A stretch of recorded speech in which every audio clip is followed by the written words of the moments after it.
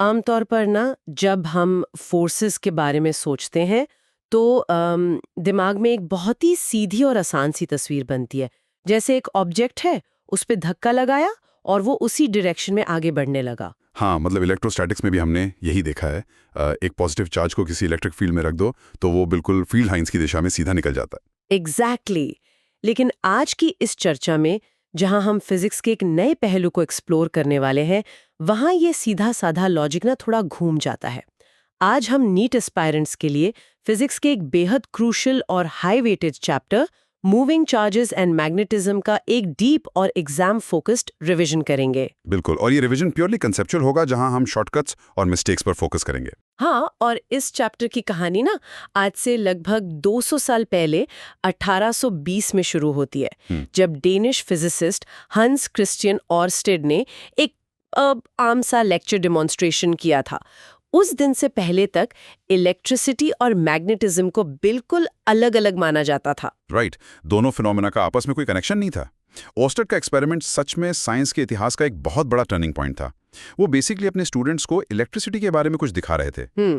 Table पर एक simple सा सर्किट था, एक बैटरी और एक स्ट्रेट वायर, और उसी टेबल पर वायर के बिल्कुल पास एक मैग्नेटिक कंपास रखा हुआ था। जैसे ही उन्होंने सर्किट स्विच ऑन किया और उस स्ट्रेट वायर में से करंट फ्लो हुआ, उन्होंने देखा कि कंपास की नीडल अचानक डिफ्लेक्ट हो गई। वाओ! मतलब एक मैग्नेटिक नीडल इलेक्ट्रिक करंट से हिल गई। हाँ, और जब उन्होंने बैटरी के टर्मिनल्स पलट दिए, यानी करंट की डायरेक्शन रिवर्स कर दी, तो नीडल का डिफ्लेक्शन भी ऑपोजिट डायरेक्शन में हो गया। इसने एक बहुत गहरे सच को सामने ला दिया कि मूविंग चार्जेस यानी इलेक्ट्रिक करंट अपने आसपास एक इनविजिबल मैग्नेटिक फील्ड प्रोड्यूस करते हैं। ये उस वक्त के हिसाब से सच में हैरान करने वाला था। एक बहता हुआ करंट एक ऐसी मैग्नेटिक फील्ड बना रहा है जिसे हम देख नहीं सकते, पर जो एक कंपास को हिला सकती है। तो इस डीप डाइव का मैं मकसद यही है कि हम उन सभी ट्रैप्स और कॉन्सेप्ट्स को डीपली समझें जो नीट एग्जाम्स में मार्क्स का नुकसान करा सकते हैं। बिल्कुल। तो शुरुआत करते हैं सबसे फंडामेंटल कॉन्सेप्ट से, फोर्स। अगर किसी जगह पर पहले से ही एक मैग्नेटिक फील्ड प्रेजेंट है और एक चार्ज बाहर से आकर उस फील्ड में एंटर करता है, तो उस चार्ज के साथ क्या होता है? इसको समझने के लिए हमें लॉरेंस फोर्स को देखना होगा। जब एक पॉइंट चार्ज, जिसे हम Q से डिनोट करते हैं, ऐसी जगह पर मूव करता है जहां इलेक्ट्रिक फील्ड E और मैग्नेटिक फील्ड B दोनों एक साथ प्रेजेंट हैं, तो उस चार्ज पर लगने वाला टोटल फोर्स उन दोनों फील्ड्स के फोर्सेस का वेक्टर सम होता है। Right, F = Q × E + V × B। Exactly. और इसमें से जो इलेक्ट्रिक फोर्स वाला हिस्सा है QE, वो हम इलेक्ट्रोस्टैटिक्स में पढ़ चुके हैं, लेकिन जो मैग्नेटिक फोर्स वाला हिस्सा है Q × V × B, वही इस चैप्टर का सबसे दिलचस्प पार्ट है। तो चलिए इस कंसेप्ट को थोड़ा खोल कर देखते हैं।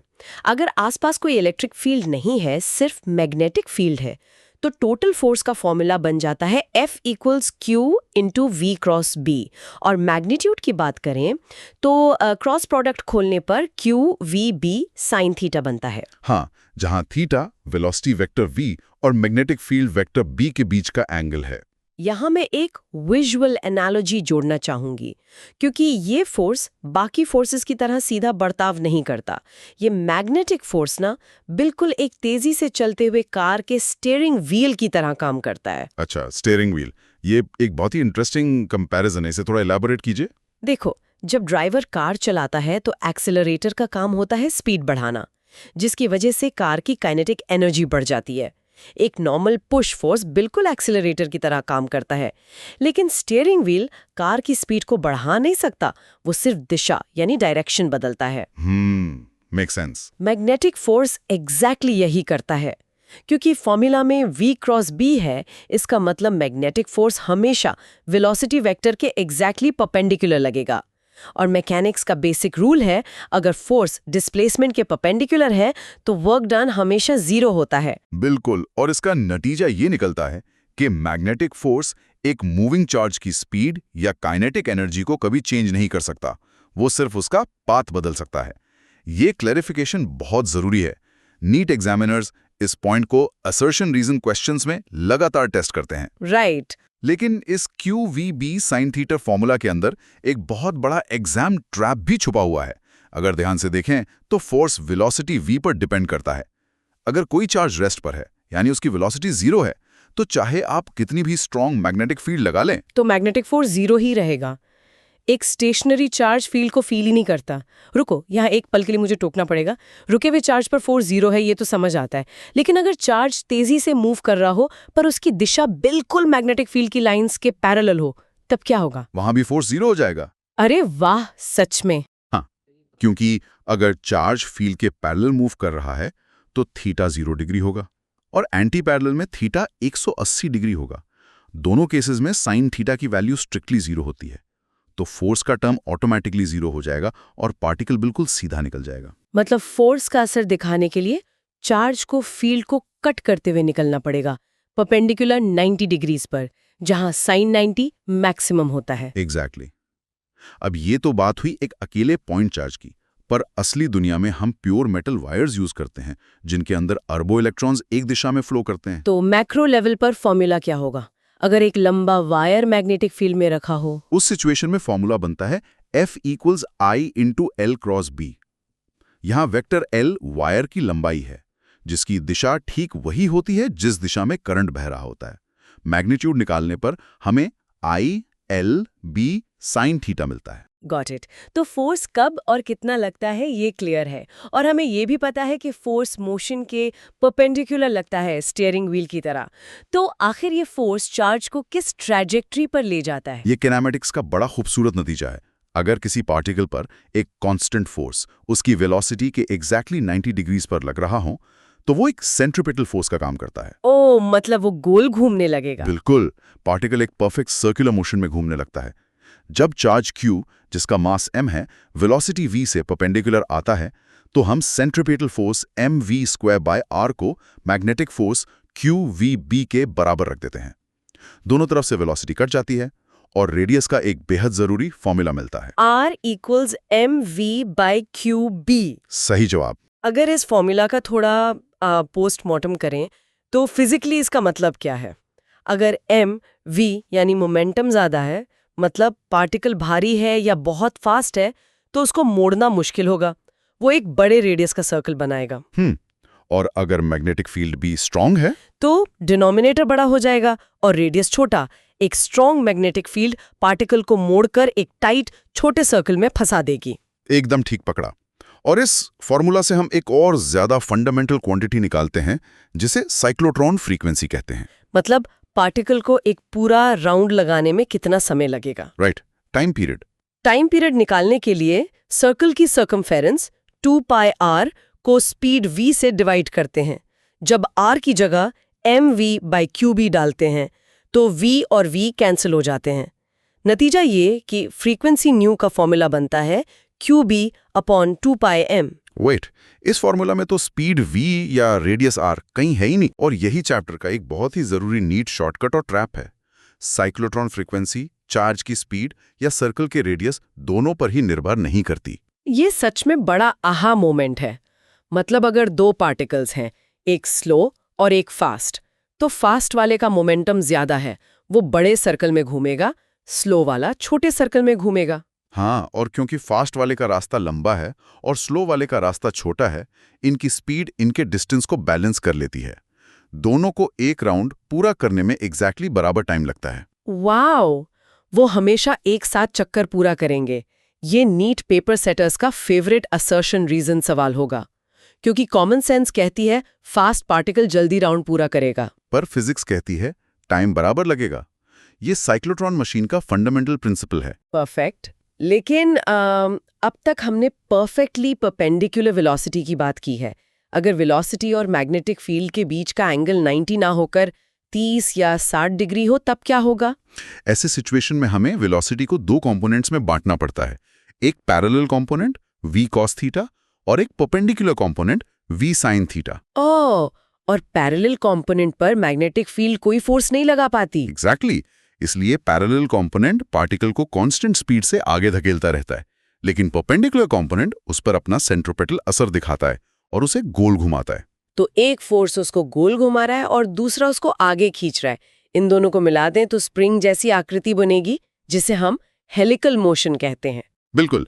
इस हेलिकल मोशन में एग्जाम में पिच के बारे में बहुत पूछा जाता है। पिच का मतलब है जब पार्टिकल अपना एक गोल राउंड पूरा करता है, उस एक टाइम पीरियड में वो कितना आगे खिसक गया। तो बेसिक काइनेमैटिक्स लगानी होगी, distance equal speed into time. हाँ, पिच बी निकालने के लिए parallel speed v cos theta को टाइम पीरियड t से मल्टीप्लाई करते हैं। फॉर्मूला बनता है p equals v cos theta into 2πm/qb। चलो, ये तो हुआ फोर्सेस और मोशन का पूरा कॉन्सेप्चुअल क्लियर। पर एक नया पन्ना पलटते हैं। ये मैग्नेटिक फील्ड आखिर बनती कैसे है? इलेक्ट्रोस्टैटिक्स में कूलम्स लॉ था, यहाँ कौन सा नियम है? यहाँ हमारे पास बायोट-सेवार्ट लॉ होता है। ये लॉ बताता है कि एक बहुत छोटे से वायर के टुकड़े जिसमें I करंट बह रहा हो और जिसकी लेंथ dl हो, उसकी वजह से कुछ दूरी r पर मैग्नेटिक फील्ड क्या होगी। इसका फॉर्मूला तो काफी कॉम्प्लेक्स दिखता है। dB equals mu naught by 4π into IDL cross r divided by r³। दिखता कॉम्प्लेक्स है, पर कूलम्स लॉ से बहुत मिलता जुलता है। दोनों ही इनवर्स स्क्वायर प्रॉपर्टी शेयर करते हैं, यानी डिस्टेंस बढ़ने पर फील्ड तेजी से कम होती है। दोनों सुपरपोजिशन प्रिंसिपल मानते हैं। लेकिन मुझे एक बहुत बेसिक डिफरेंस नजर आ रहा है। कूलम्स लॉ में सोर्स एक रुका हुआ चार्ज था, जो स्केलर क्वांटिटी है। पर यहाँ बायो-सेवार्ट लॉ में जो सोर्स है आइडियल, वो तो एक प्रॉपर वेक्टर है। और यही बायो-सेवार्ट का सबसे कंसेप्चुअल हिस्सा है। सोर्स एक वेक्टर है और फॉर्मूला में क्रॉस प्रोडक्ट होने की वजह से जो मैग्नेटिक फील्ड बनती है, उसकी दिशा करंट और डिस्टेंस दोनों के परपेंडिकुलर होती है। राइट।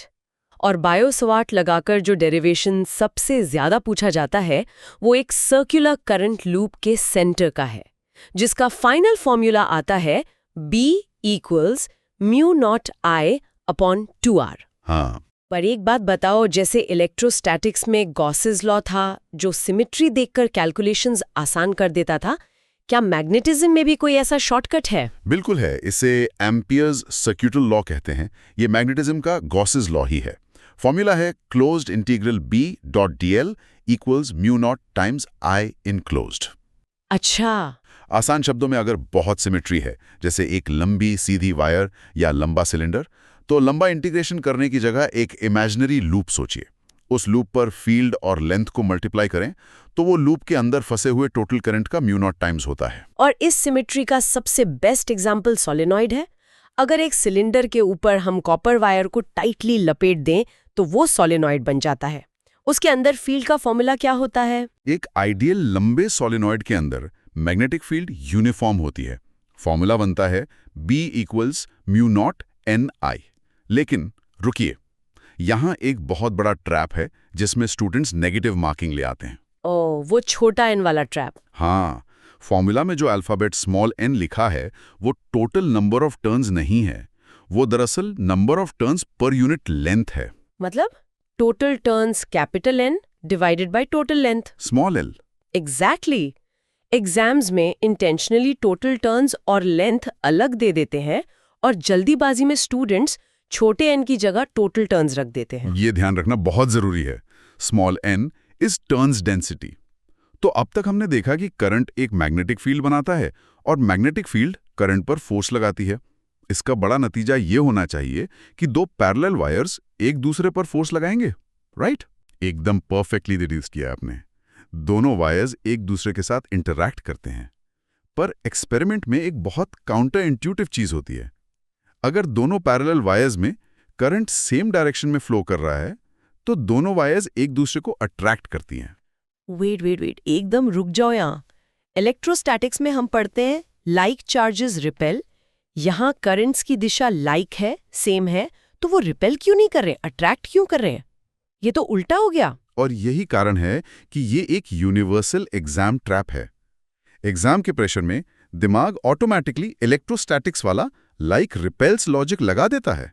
तो मैग्नेटिज्म में एग्जैक्टली उल्टा होता है। हाँ, सेम डायरेक्शन वाले करंट्स अट्रैक्ट करेंगे और ऑपोजिट डायरेक्शन वाले रिपेल करेंगे। फ्लेमिंग्स राइट हैंड रूल और लॉरेंस फोर्स का क्रॉस प्रोडक्ट मिलकर ये इफेक्ट क्रिएट करते हैं। और पता है, फिजिक्स में करंट की यूनिट एम्पेयर की ऑफिशियल डेफिनेशन भी इसी फोर्स एक्सपेरिमेंट से तय हुई थी। सच में? हाँ, अगर दो लंबे वायर्स वैक्यूम में 1 मीटर की दूरी पर हों और उनमें ऐसा करंट हो कि उनके बीच 2 × 10⁻⁷ न्यूटन्स का फोर्स लगे, तब वो करंट 1 एम्पेयर कहलाता है। वाह, क्या बात है। खैर, पैरेलल वायर समझने के बाद अब आते हैं मैग्नेटिक डाइपोल पर। एक flat current coil magnetic field कैसे बनाती है? अगर एक कॉइल में n टर्न्स हैं और क्रॉस सेक्शनल एरिया A है और उसमें I करंट बह रहा है, तो वो एक छोटे बार मैग्नेट की तरह बिहेव करती है। उसका एक नॉर्थ पोल और एक साउथ पोल बन जाता है। इसे ही मैग्नेटिक डाइपोल कहते हैं। इसकी ताकत को मैग्नेटिक मोमेंट कहते हैं, जिसका फॉर्मूला होता है M=NIA। और इस मैग्नेटिक डाइपोल को किसी एक्सटर्नल मैग्नेटिक फील्ड B में रख दें तो उस पर एक रोटेशनल फोर्स यानी टॉर्क लगता है। इक्वेशन होती है τ=M×B। मैग्नीट्यूड होता है MB sin थीटा। ये टॉर्क कोशिश करता है कि लूप एक्सटर्नल फील्ड की दिशा के पैरेलल अलाइन हो जाए। ओह, मतलब ये टॉर्क मीटर या मशीन की नीडल को घुमाने के काम आ सकता है। यही प्रिंसिपल मूविंग कॉइल गैल्वेनोमीटर में यूज होता है, राइट? आपने बिल्कुल ठीक पकड़ा। मूविंग कॉइल गैल्वेनोमीटर या MCG छोटे से करंट को डिटेक्ट करने के लिए डिजाइन होता है। इसमें एक कॉइल को पावरफुल रेडियल मैग्नेटिक फील्ड में रखते हैं ताकि थीटा हमेशा 90 डिग्री रहे, जिससे टॉर्क मैक्सिमम लगे। हाँ, करंट पास होते ही मैग्नेटिक फील्ड उस पर NIAB का टॉर्क लगाती है, लेकिन कॉइल आगे पूरी घूम नहीं जाती। उसकी शाफ्ट पर एक छोटी सी स्प्रिंग लगी होती है जो उल्टा रीस्टोरिंग टॉर्क लगाती है। मतलब एक टग ऑफ वॉर चल रहा है। एक तरफ NIAB आगे खींच रहा है और दूसरी तरफ स्प्रिंग का K5 पीछे खींच रहा है। एग्जैक्टली। और इक्विलिब्रियम आने पर K5 NIAB के बराबर हो जाता है। इससे एंगल फाई डायरेक्ट प्रोपोर्शन में आता है करंट I के। कितना एलिगेंट डिजाइन है, पर एग्जाम्स में सीधा गैल्वेनोमीटर के कन्वर्जन्स पर सवाल आते हैं। इसको एमीटर या वोल्टमीटर में कैसे बदला जाता है? ये कन्वर्जन शीशे की तरह साफ होनी चाहिए। गैल्वेनोमीटर की कैपेसिटी बहुत कम होती है। इसे एमीटर बनाने के लिए हमें एक बहुत छोटी रेजिस्टेंस को उसके ठीक पैरेलल में जोड़ना पड़ता है। इसे शंट रेजिस्टेंस कहते हैं। और पैरेलल में इसीलिए जोड़ने हैं क्योंकि पैरेलल कॉम्बिनेशन में नेट रेजिस्टेंस सबसे छोटे हिस्से से भी छोटा हो जाता है। एमीटर को हम सर्किट में सीरीज में लगाते हैं, तो अगर एमीटर की खुद की रेजिस्टेंस कम होगी तो वो ओरिजिनल करंट को डिस्टर्ब नहीं करेगा। बिल्कुल सही। एक शंट बाईपास का काम करता है। और इसी लॉजिक से एक आइडियल एमीटर की रेजिस्टेंस प्रैक्टिकली जीरो होनी चाहिए। न्यूमेरिकल्स में आइडियल देखते ही रेजिस्टेंस जीरो मान लीजिए। परफेक्ट। और वोल्टमीटर का क्या सेटअप होगा? वोल्टमीटर बनाना इसके बिल्कुल उल्टा है। गैल्वेनोमीटर को वोल्टमीटर का रूप देने के लिए हम एक बहुत बड़ी रेजिस्टेंस को उसके सीरीज में कनेक्ट करते हैं। क्योंकि वोल्टमीटर सर्किट में पैरेलल लगता है। अगर उसकी खुद की रेजिस्टेंस कम हुई तो वो मेन सर्किट का करंट अपनी तरफ खींच लेगा, जो वोल्टेज ड्रॉप कर देगा। इसलिए सीरीज में बड़ी रेजिस्टेंस डालते हैं ताकि करंट वहां से ना जाए। हाँ, इसलिए एक आइडियल वोल्टमीटर की रेजिस्टेंस अनंत यानी इन्फिनिट होनी चाहिए। क्या बात है।